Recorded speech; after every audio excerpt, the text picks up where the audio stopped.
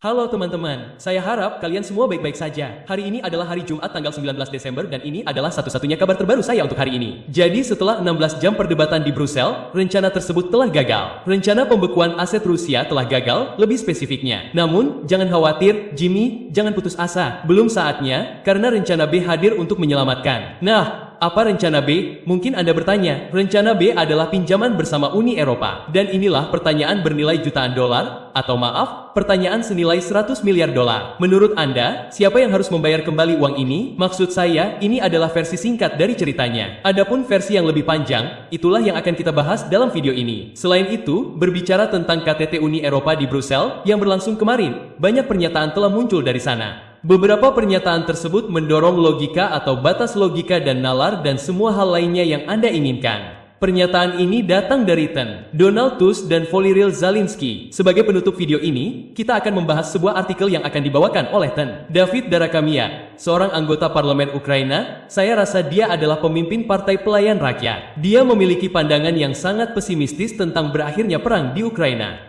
Dan yang juga sangat penting, dia menggambarkan pasal 5 seperti jaminan keamanan untuk Ukraina sangat lemah. Jadi, janji yang dibuat Amerika Serikat kepada Ukraina bukanlah janji yang kuat. Itulah yang dia katakan. Namun sebelum kita membahasnya, mari kita buka Politico dan lihat apa yang terjadi kemarin di Brussel. Uni Eropa menyetujui pinjaman 90 miliar euro untuk Ukraina, tetapi rencana aset gagal. Pada akhirnya, pendanaan untuk Kiev berhasil diamankan, tetapi tidak seperti yang diinginkan sebagian besar Uni Eropa. Pemerintah Eropa gagal mencapai kesepakatan tentang pengiriman aset negara Rusia yang dibekukan ke Ukraina setelah pertemuan puncak selama 16 jam di Brussel, yang merupakan kemunduran besar bagi Kanselir Jerman Friedrich Merz dan Presiden Komisi Eropa Ursula von der Leyen. Negara-negara terpaksa menyetujui rencana cadangan darurat berdasarkan utang gabungan Uni Eropa yang didorong selama berminggu-minggu oleh Perdana Menteri Belgia Bart dan dianggap mustahil hingga beberapa jam sebelum kesepakatan itu tercapai. Sebagai pukulan lebih lanjut bagi persatuan Uni Eropa, 3 negara, Hungaria, Slovakia, dan Republik Ceko, tidak akan ambil bagian. Jadi, mari kita bahas ini karena ada banyak hal di sana. Secara sederhana, para pemimpin Eropa telah gagal mencapai kesepakatan terkait aset Rusia yang dibekukan. Itulah sebabnya mereka harus menggunakan rencana B, yaitu pinjaman bersama Uni Eropa. Tetapi apa artinya itu? Nah, artinya sekarang Uni Eropa, kecuali Hungaria, Slovakia, dan Republik Ceko harus menanggung 90 miliar euro yang merupakan pinjaman untuk Ukraina. Dan berbicara tentang pinjaman untuk Ukraina, apakah Anda memperhatikan judulnya? Coba saya bacakan lagi. UE menyetujui pinjaman 90 miliar euro untuk Ukraina, tetapi rencana aset gagal. Sekarang, apa kata ajaib yang hilang dari judul ini? Oh, ya, itu adalah kata reparasi. Begini, ketika Komisi Eropa awalnya mencoba menjual rencana ini kepada masyarakat Eropa, Anda tahu, pinjaman awal yang didasarkan pada aset beku Rusia, begitulah mereka menyebutnya pinjaman reparasi. Tetapi mengapa mereka melakukan itu? Pertama dan terutama adalah karena hal ini telah mempermudah masyarakat Eropa untuk mencernanya. Begini, Jimmy, ini untuk tujuan yang baik, ini untuk reparasi. Anda lihat, meskipun pinjaman seperti ini tidak ada hubungannya dengan reparasi yang sebenarnya dan lebih banyak berkaitan dengan kemampuan militer Ukraina, inilah tujuannya. Sekarang, berbicara tentang pinjaman dan berbicara tentang kemampuan, apa yang berbeda dari versi yang disetujui ini dibandingkan dengan versi yang gagal? Ya, jumlahnya, Anda lihat, pinjaman reparasi awal seharusnya, saya rasa, sebesar 160 miliar atau semacamnya. Tetapi pada akhirnya mereka hanya menyetujui 90 miliar. Sekarang mengapa ini penting? Mengapa ini penting? Ya, karena banyak alasan. Apakah Anda ingat pernyataan orang-orang ini minggu lalu, 2 minggu lalu, 3 minggu lalu? Mereka semua mengatakan bahwa melalui pinjaman ini, mereka mencoba memastikan bahwa Ukraina memiliki dana untuk 2 tahun ke depan. Nah, ketika mereka mengatakan bahwa pinjaman ini seharusnya cukup untuk Ukraina selama 2 tahun, saya menunjukkan banyak skeptisisme karena saya tidak membayangkan bahwa 160 miliar euro benar-benar akan cukup untuk Ukraina selama 2 tahun. Tetapi dengan 90 miliar, menurut Anda berapa lama itu akan bertahan? Intinya adalah, saya pikir kecuali perang ini berhenti sekitar tahun 2026, kita akan tetap berada di sini tahun depan dalam posisi yang sama persis dengan orang-orang yang mencari pendanaan untuk Ukraina karena 90 miliar menurut saya tidak akan bertahan lama. Saya pikir paling lama 1 tahun dan itu adalah skenario terbaik. Sekarang, tentu saja jika Anda menambahkan semua dukungan bilateral, itu mungkin akan diperpanjang hingga 1 tahun tetapi saya tidak berpikir itu akan lebih lama dari itu. Terlepas dari itu, mereka juga mengatakan bahwa negara-negara terpaksa menyetujui rencana cadangan darurat.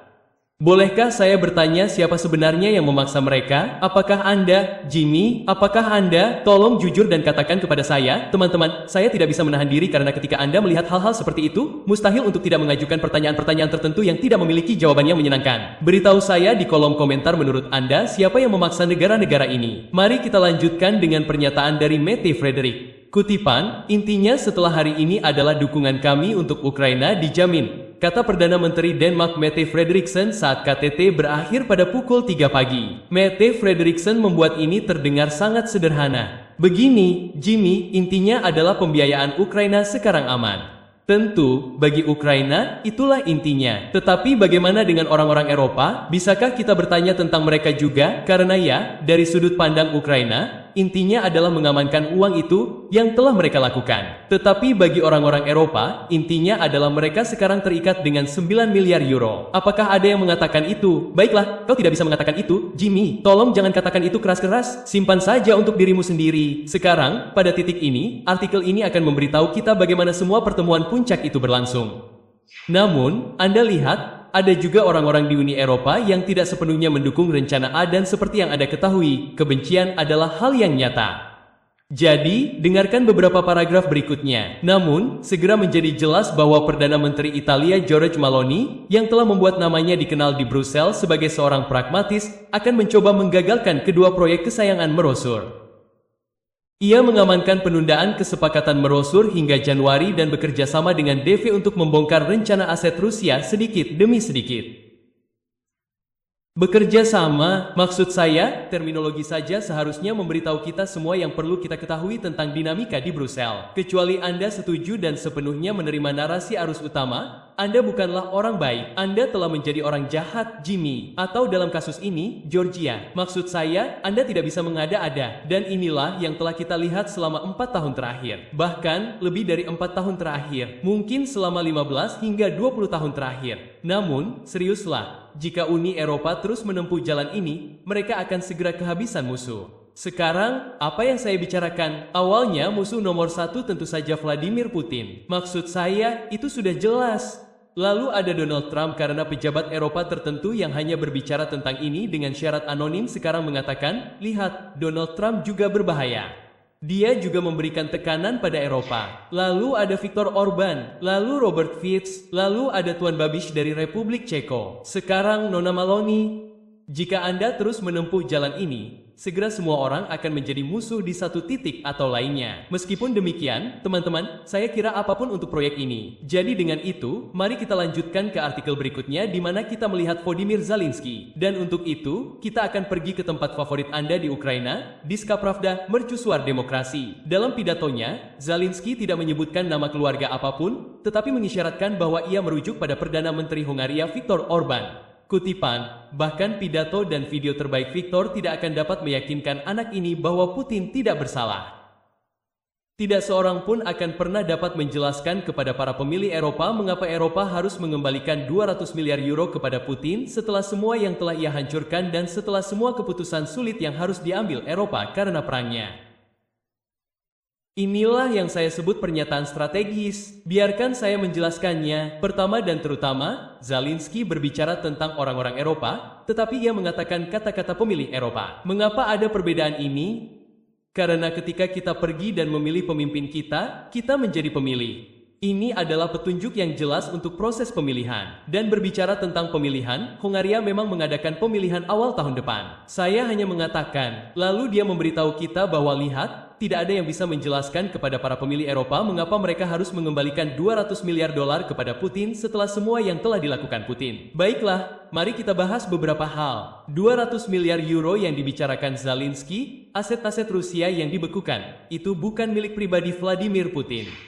Itu milik rakyat Rusia. Itulah sebabnya mereka disebut aset negara Rusia. Kata kuncinya adalah negara. Jadi apa artinya itu? Nah, artinya sangat sederhana. Apa yang telah dilakukan Vladimir Putin adalah satu hal dan uang rakyat Rusia adalah hal lain. Ini adalah dua hal yang berbeda. Kapitulasi Ukraina menimbulkan ancaman langsung terhadap kemerdekaan Polandia. Perdana Menteri Polandia mengatakan dalam situasi saat ini mendukung Ukraina yang sebenarnya melindungi Ukraina dari kebutuhan untuk menyerah juga merupakan upaya untuk mencegah Rusia memperoleh keuntungan strategis atas kita. Jadi itulah pendapat Ten Donnelas. Namun, bukan hanya dia yang selama beberapa bulan terakhir mengatakan, lihat, para pemimpin Eropa, mereka harus melakukan sesuatu dengan pinjaman ke Ukraina, atau jika tidak, Ukraina akan berada dalam posisi yang sangat buruk. Sekarang, bolehkah saya bertanya, apakah 90 miliar yang baru saja disetujui para pemimpin Eropa untuk dikirim ke Ukraina sebagai pinjaman? Dapatkah seseorang menjamin bahwa uang ini akan menjadi kekalahan Rusia? Saya rasa tidak ada yang bisa dengan serius mengemukakan argumen itu. Jika Rusia tidak dikalahkan oleh 600 miliar atau 700 miliar lainnya, berapapun jumlah yang telah dihabiskan hingga saat ini oleh negara-negara barat secara kolektif, jika Rusia tidak dikalahkan oleh itu, saya kesulitan membayangkan bagaimana mereka akan dikalahkan oleh 90 miliar. Dan pada akhirnya, bukan uang yang berperang. Manusialah yang berperang dan uang hanyalah sebagian darinya. Bahkan jika Anda melakukan segalanya dengan benar di sisi uang, Anda tetap membutuhkan tenaga kerja. Dan itu adalah salah satu area utama di mana Ukraina paling kesulitan. Meskipun demikian, ini adalah teorinya. Namun, Tuan Tusk tidak berhenti di sini. Tentu saja tidak. Ia membuat satu pernyataan lebih lanjut. Tusk juga mengatakan kutipan itu, kemerdekaan Ukraina mendorong risiko agresi atau perang menjauh dari perbatasan Polandia dan kejatuhan Ukraina sebagai akibat dari perang ini akan berarti ancaman langsung bagi Polandia. Yang akan saya katakan tentang pernyataan ini adalah ini. Anda dapat membuat argumen ini tentang perang apapun dimanapun di dunia, bukan? Ketika seseorang kalah, seseorang akan semakin dekat dengan Anda. Itu hanya logika. Kutipan, baik uang hari ini atau darah besok. Perdana Menteri Polandia memberitahu para pemimpin Uni Eropa tentang pembiayaan Ukraina. Kutipan, sekarang kita punya pilihan sederhana, baik uang hari ini atau darah besok. Dan saya tidak hanya berbicara tentang Ukraina. Saya berbicara tentang Eropa. Tusk menekankan bahwa kutipan ini adalah keputusan yang harus kita buat dan hanya milik kita. Saya akan menanyakan pertanyaan yang sama lagi. Adakah orang di Eropa atau di dunia yang dapat menjamin bahwa pinjaman 90 miliar euro ke Ukraina akan mengakibatkan kekalahan Rusia? Lihat, jika alih-alih 90 miliar, katakanlah Ukraina akan menerima 1 triliun euro dan juga 2 juta pasukan sebagai hadiah, bersenjata, siap, dan terlatih. Mungkin Anda bisa sedikit berargumen. Mungkin, namun dengan 90 miliar euro saja, saya tidak melihat bagaimana itu bisa mengakibatkan kekalahan Rusia di medan perang. Dan seperti yang saya katakan sebelumnya, saya pikir kecuali perang berhenti pada suatu titik di tahun 2026, kita akan berada di tempat yang sama persis dengan masalah yang sama persis tahun depan. Karena 90 miliar itu tidak akan bertahan selamanya. Begini, 90 miliar euro itu uang yang banyak bagi Anda dan saya. Bahkan bagi beberapa negara, tetapi dalam konteks perang, jumlahnya tidak banyak, tidak akan cukup untuk seumur hidup.